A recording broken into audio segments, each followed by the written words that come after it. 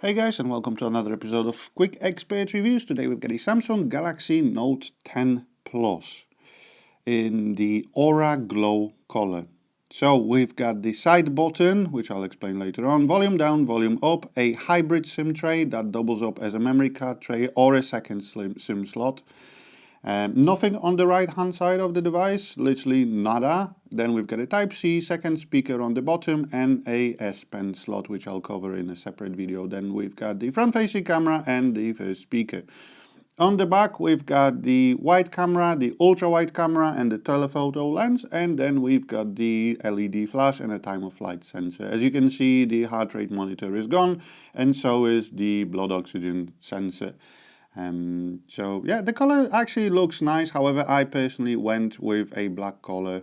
Not a big fan of flashy colors, but it is what it is. Personal preference. Now, the phone itself, out of the box, obviously runs on Android 9. Wanted to say Q.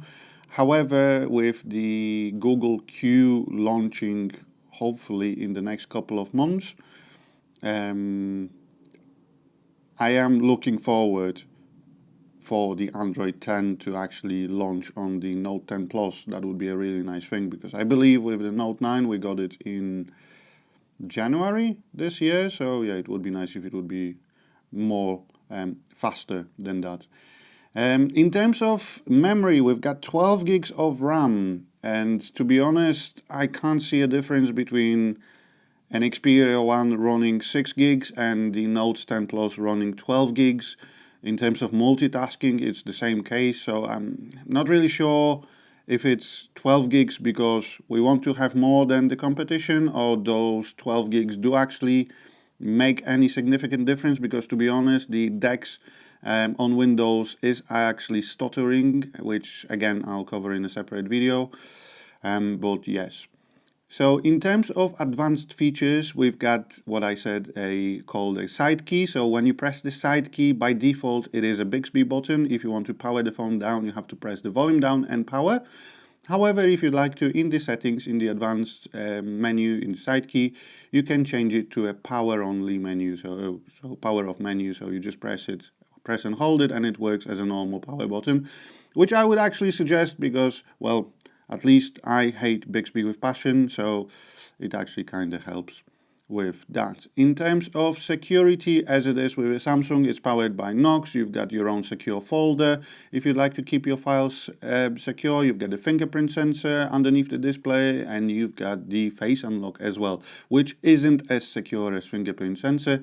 Again, as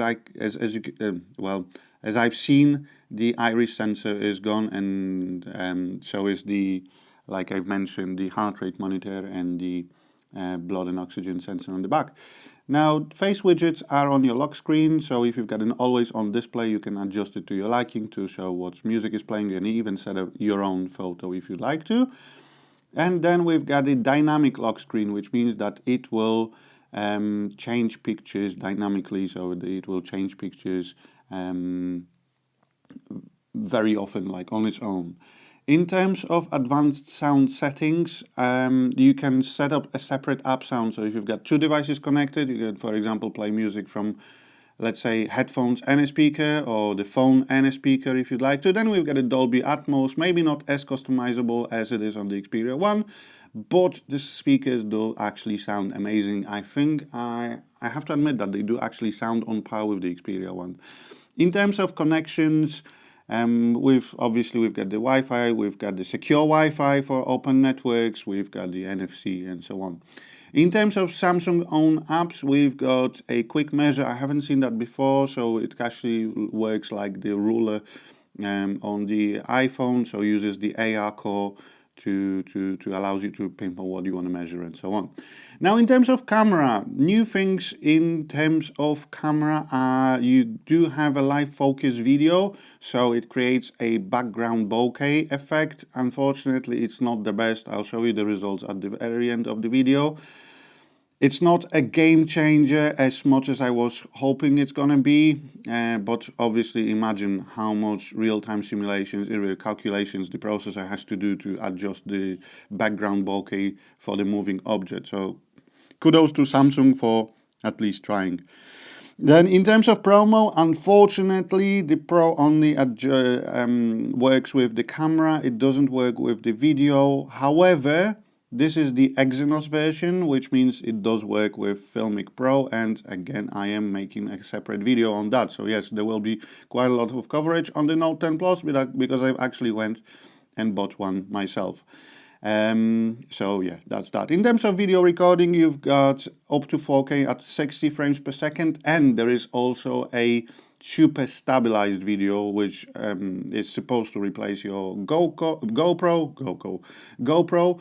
It does a pretty decent job, I have to admit, which I'll show you again at the very end of the video. And what else we've got in here? Oh, actually, the cool thing is that you can adjust the aspect ratio of your pictures as well. So yeah, let's actually have a listen to these amazing speakers, because they are actually quite loud and very decent. There was an idea. In time, you will know what it's like to lose it. Run from it. Destiny still arrives.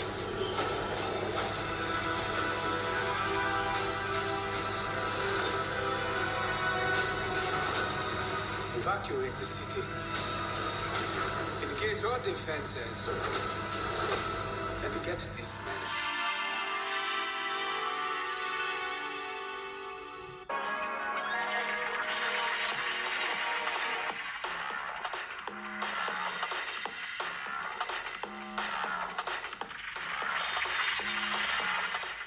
Yep, so that was the audio quality. So thanks for watching another episode of Quick Expert Reviews. Like I said, I am working on additional videos in regards to the Note 10 Plus, because there's actually quite a lot to cover.